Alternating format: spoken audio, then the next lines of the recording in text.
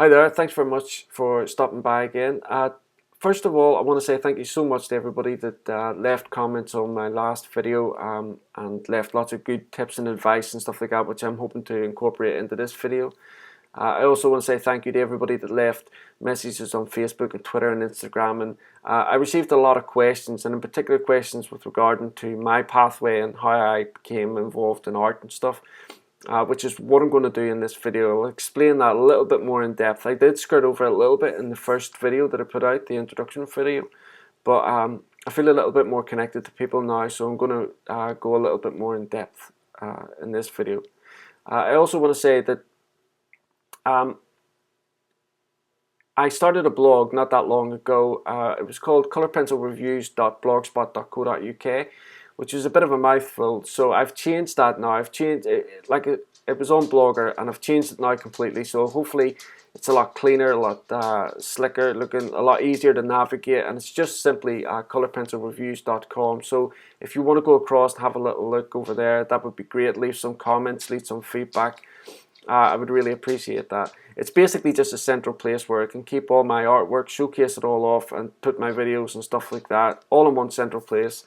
All the social networking sites that I have, I've already changed all the links on those, so if you're on Facebook or anything like that, then you'll be able to just select the link and it'll take you straight over to the blog. Another reason why I wanted to make this video is because if I'm going to be talking about my pathway, how I ended up in art, I want to also show people or explain to people the different resources that I went to help me with colour pencil, to show me how to use colour pencils properly. And that might sound a little bit daft if you're a beginner and you're just getting involved in colour pencil, but I'll explain a little bit more in a second and it'll all become much more clear. So I joined the army at 16, left school September, went into the army the back end of October, beginning of November, so I was only out for a very short period of time. Because I was 16, it was what was called back then boys service, so it was kind of like a military boarding school. And then when you turned 17, you did your training for a year, and then you went off to your battalion, whatever that was. So I loved it. I served in the army for 13 years. I initially signed up for 22 years. Now in the British Army, you can only sign up for 3, 6, 9, 12, or 22. I think actually 18 might have been in there as well. But I signed up for the full 22. I had no intentions of coming out, and then obviously I had my injury. Now, I'm not going to go into how the injury happened or anything like that. I'd rather not talk about that. But basically, the base of my spine was shattered. I had a lot of reconstructive surgery, a lot of metal work put in. My spine was fused together. To date, I've had 5 spinal fusions. I still have them. It's an ongoing process, and more that I have them. More metal work gets put in and stuff like that to try to strengthen it and keep it all together. Now, the biggest problem for me was coming to terms with the lack of mobility. I had gone from being an infantry soldier where I was out running 10-15 mile a day. I would think nothing of getting up and run the 5 miles before going to work, and my work was an infantry soldier, so it involved an awful lot of fitness. So it took an awful long time to come to terms with the fact that I need help now putting my socks on. Simple, tiny, mundane things like that all of a sudden became incredibly difficult. One thing that I still haven't got over, and probably never will do, is the level of pain and the amount of medication that I take on a daily basis in order to try and dull that pain. Because that medication itself has a whole range of side effects and things like that, but unfortunately I've got to take the medication, otherwise I just couldn't function. So with all of that came depression, and I was depressed for an awful long time, which didn't just affect me. If anybody has had depression or has lived with people that have got depression, you will probably know that it affects your loved ones more than it probably actually affects you personally. It affected my wife, my children, everybody around me that cared for me, and not only did the depression affect them, but also my circumstances as well. Most families would go out on a Sunday afternoon for a walk with their dogs. Well, I couldn't do that. And because I couldn't do that, my kids didn't want to go out and do it without me, or things like that, and lots of other things.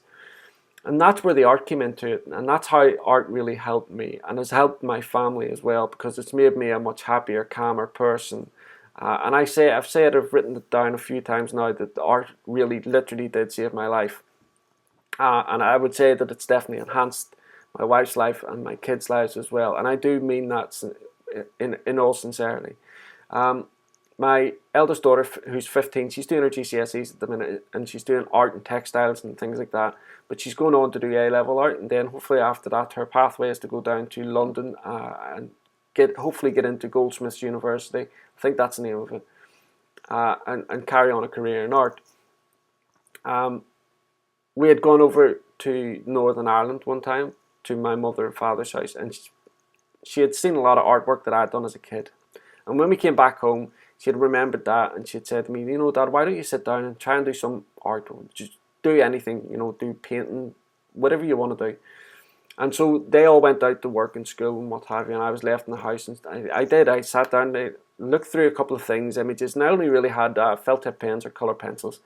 And so I was looking through Google and looking different things up, and I could see images of this fantastic artwork that was done with coloured pencil, and I thought to myself, oh, you know, I'd love to try that. And so I went out and I bought, that's when I bought my first set of 24 Derwent Artist pencils. And obviously because they were called artists, I thought, you know, they're going to be the ticket, they're going to be just what I need.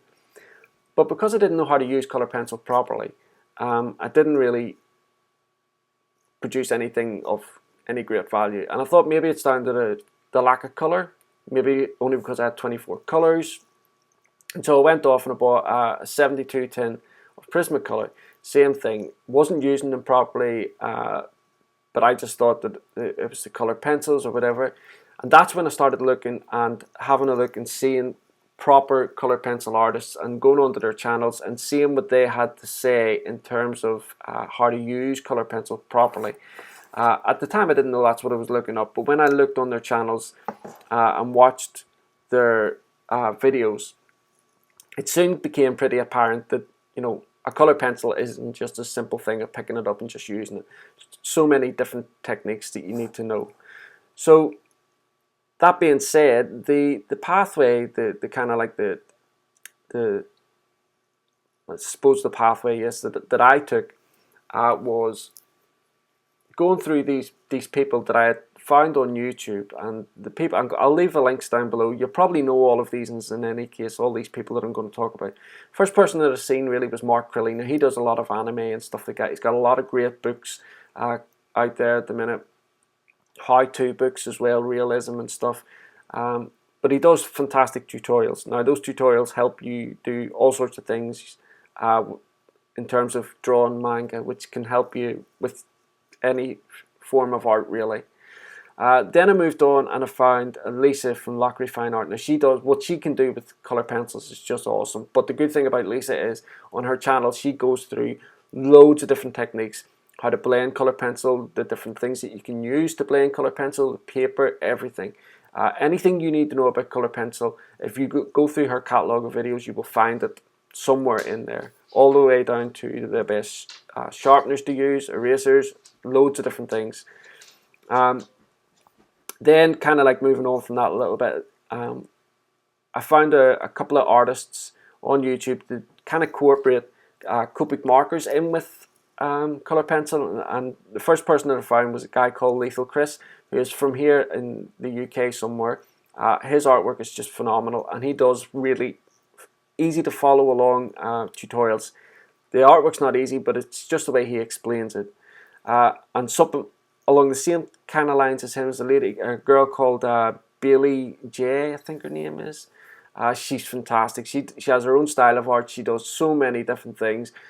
She does digital art and stuff like that, which incidentally Lethal Chris has just got into as well. He's just got one of those bamboo tablet things.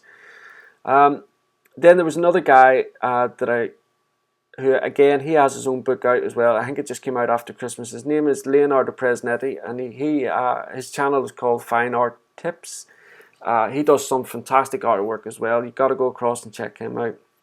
And then more recently, there's a channel called Draw with Jazza. Now this guy does all comics and stuff like that, and the artwork he does is just phenomenal.